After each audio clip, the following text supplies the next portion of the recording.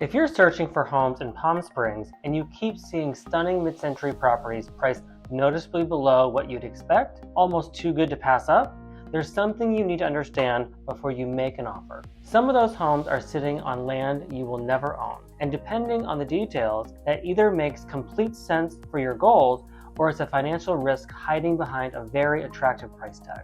I'm Glen Nadeau, and the truth is, leased land is one of the most misunderstood and most consequential topics in Palm Springs real estate. So let's explore what leased land is, what it costs you over time, and the questions you need answered before you ever make an offer on leased land property in this market.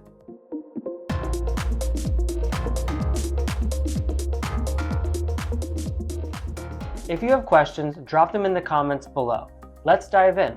In Palm Springs, every property falls into one of two ownership categories. Fee simple land means you own both the home and the land beneath it, outright, indefinitely. Leased land means you own the structure, but you lease the ground it sits on from a landowner, most often a tribal member affiliated with the Agua Caliente band of Cahuilla Indians. Leased land homes typically come in at 10 to 15% below comparable fee simple properties, which can make them an attractive entry point into some of the most desirable neighborhoods in the desert. But that lower price comes with ongoing ground rent, specific financing requirements, and a lease expiration date that deserves your full attention. Neither ownership type is automatically better, but understanding the difference before you fall in love with a property is non-negotiable. Here's the quick history, because it actually matters. Back in the 1800s, the U.S. government granted alternating parcels of land across the Coachella Valley to the Pacific Railroad, while the remaining parcels were deeded to the Agua Caliente band of Cahuilla Indians as a reservation. This created what locals call the checkerboard map, alternating sections of tribal and non-tribal land that still defines Palm Springs today. For decades, federal law prevented the tribe from leasing those parcels. Then, in 1959, the Indian Leasing Act changed that, and a development boom followed almost immediately. Mid-century homes, golf courses, and commercial properties went up on tribal land. The tribe retained ownership of the ground. Home buyers eventually owned only what was built on it.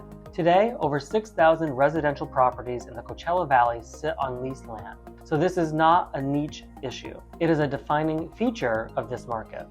Beyond the purchase price, leased land homeowners pay ground rent to the landowner, either monthly or annually. That figure can range from a few $100s a month to several $1,000s per year depending on the property.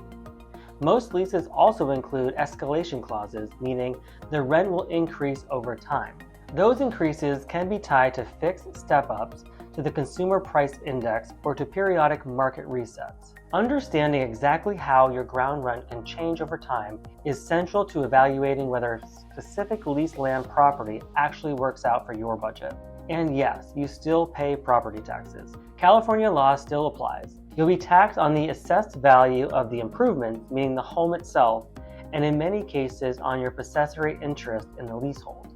The remaining term on the lease will shape your financing, your buyer pool when you go to sell, and ultimately the long-term value of the property. Most lenders require the lease to extend at least 5 years beyond a 30-year mortgage, meaning you typically need at least 35 years remaining on the lease to secure standard financing.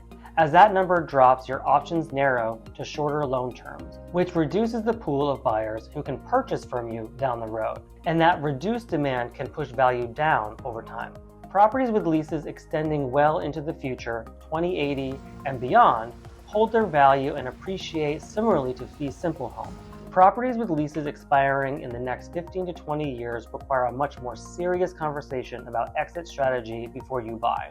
This is one of the first things I look at on behalf of every buyer I work with. There's a recent situation in Palm Springs that I think every buyer should know about because it illustrates a real risk that's easy to overlook. The Saddlerock Estates lease issue centers on a controversial land renewal demand by the Agua Caliente tribal landowner, who required a $100,000 upfront fee and more than doubled monthly rent. With the original lease ending in 2042, the steep financial demand have triggered widespread outrage and legal battles. The lesson isn't that leased land is dangerous, it's that not all leases are equal. Some leases include clearly defined renewal formulas that give you reasonable certainty about what the future looks like. Others leave renewal terms open to renegotiation, which can expose you when the time comes. Reading the actual lease, understanding what's guaranteed and what isn't, that's work that requires local expertise. An out-of-town agent who doesn't regularly work with leasehold properties won't know what to look for, and that gap in knowledge can cost you.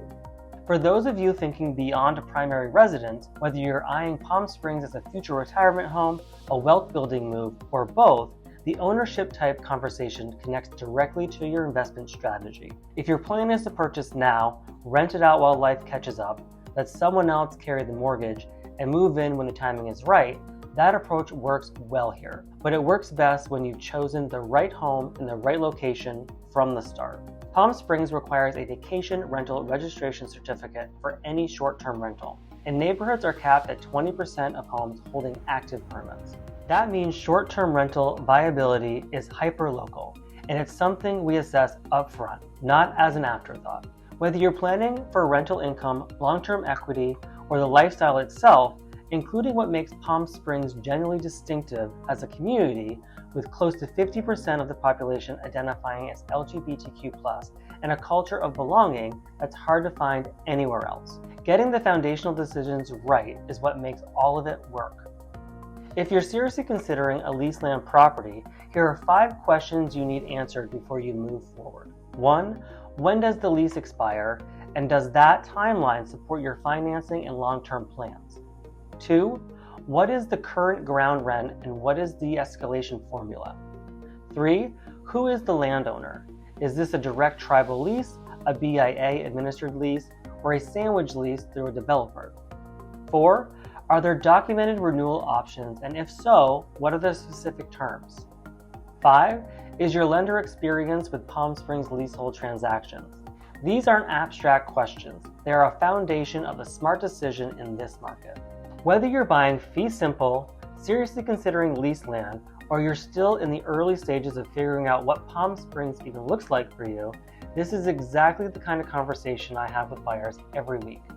If you'd like to talk through what the market looks like in your price range, which neighborhoods align with how you want to live, or what a genuinely smart strategy might look like for where you are right now, reach out.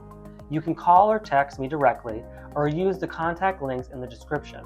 No pressure, just perspective. If you haven't yet already, please like this video and subscribe to my channel for more exciting changes, developments, and opportunities taking place here in Palm Springs and the Coachella Valley. Thank you so much for watching, and I'll see you in the next video.